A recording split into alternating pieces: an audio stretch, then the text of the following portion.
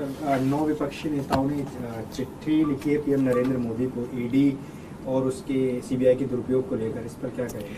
देखिए, इस वक्त देश प्रधानमंत्री जी की जो कार्यशैली है वो ये हो गई है कि देश के अंदर किसी भी राज्य में अगर विपक्ष की बीजेपी के अलावा किसी सरकार होगी तो उस सरकार को काम नहीं करने देंगे। ये बहुत ज्यादा खतरनाक है। प्रधानमंत्री किसी भी देश के एक फादर फिगर की तरह होते हैं। चुनाव में हम आपस में लड़ें, लेकिन चुनाव होने के बाद एक बार अगर कहीं कोई सरकार बन जाए तो उस सरकार को पूरी तरह से सपोर्ट देने की जिम्मेदारी और उसके साथ खड़े होने की, उसको अच्छा काम करने में मदद करने की जिम्मेदारी प्रधानमंत्री जी की होती है।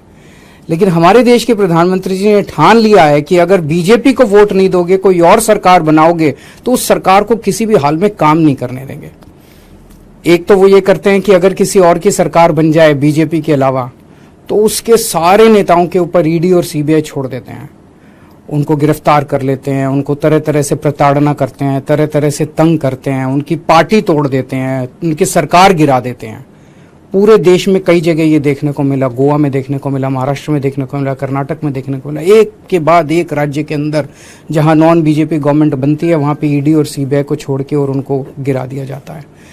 ईडी और सीबीआई को छोड़ते हैं, नेताओं को डराते हैं। अगर नेता बीजेपी में आ जाए तो सारे मामले बंद हो जाते हैं। हेमंत बिश्व शर्मा, जो इनके ऊपर पहले सीबीआई और ईडी के इतने मामले थे, शारदा कांड था शायद उनका, उसके अंदर वो फंसे और जैसे ही वो बीजेपी में आ गए सारे मामले खत्म। तो या तो वो पहले निर्दोष थे और या दोषी तो थे लेकिन बीजेपी में आ गए तो सारे मामले खत्म। उसी तरह से शुभेंदु अधिकारी का मामला आता है, मुकुल रॉय का मामला आता है, नारायण राणे का मामला आता है। अभी उद्धव ठाकरे जी की पार्टी से जब इतने सारे एमएलए तोड़े गए तो कहा जाता है कि उनमें कईयों में सीबीआई और ईडी के मुकदमे चल रहे थे जिनको ठंडे बस्ते में डाल दिया गया। तो सीबीआई और ईडी का इस्तेमाल भ्रष्टाचार के खिलाफ के लिए नहीं कर रहे, सीबीआई और ईडी का इस्तेमाल कर रहे हैं चुनी हुई सरकारों को गिराने के लिए और दूसरी विपक्षी पार्टियों को तोड़ने के लिए। दिल्ली के अंदर जिस तरह से इन्होंने मनीष सिसोदिया जी और सत्येंद्र जैन जी को गिरफ्तार किया, दोनों के पास शुरू में इन्होंने बहुत लोग भेजे कि केजरीवाल का साथ छोड़ दो और आप बीजेपी भारतीय जनता पार्टी के अंदर आ जाओ। केजरीवाल आज अगर वो दोनों मेरा साथ छोड़ के और बीजेपी में चले जाते तो आज वो जेल में नहीं होते, उनके ऊपर किसी तरह के मुकदमे नहीं होते। तो जाहिर तौर पे उनके ऊपर जितने मुकदमे हैं सारे झूठे हैं, लेकिन वो भी डटे हुए हैं। तो ईडी और सीबीआई का इस्तेमाल केवल और केवल विपक्ष को तोड़ने के लिए और बीजेपी की जबरदस्ती सरकार बनाने के लिए किया जा रहा है। दूसरी तरफ गवर्नर्स का इस्तेमाल किया जा रहा है। मैं स्टैलिन साहब से बात कर रहा था, 20 से ज्यादा बिल जो विधानसभा ने पास कर दिए उस पे गवर्नर साहब साइन नहीं कर रहे।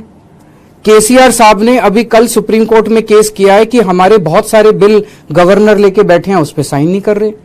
पिनरई विजयन साहब के कई सारे वाइस चांसलर्स की नियुक्ति उन्होंने रद्द कर दी। ऐसे चुनी हुई सरकारें कैसे? ममता दीदी परेशान है, नीतीश कुमार जी से मैं बात कर रहा था, वो परेशान है। दिल्ली के लेफ्टिनेंट गवर्नर समझते हैं कि सुप्रीम कोर्ट और संविधान को वो मानते ही नहीं है, वो खुलेआम कहते घूम रहे हैं कि मैं सुप्रीम कोर्ट और संविधान। ऐसे देश कैसे चलेगा? तो अगर देश का प्रधानमंत्री नॉन बीजेपी सरकारों को काम नहीं करने देगा और अवरोध रोज पैदा करेंगे देश के प्रधानमंत्री, तो इस तरह से तो देश के लिए बहुत खतरनाक स्थिति है।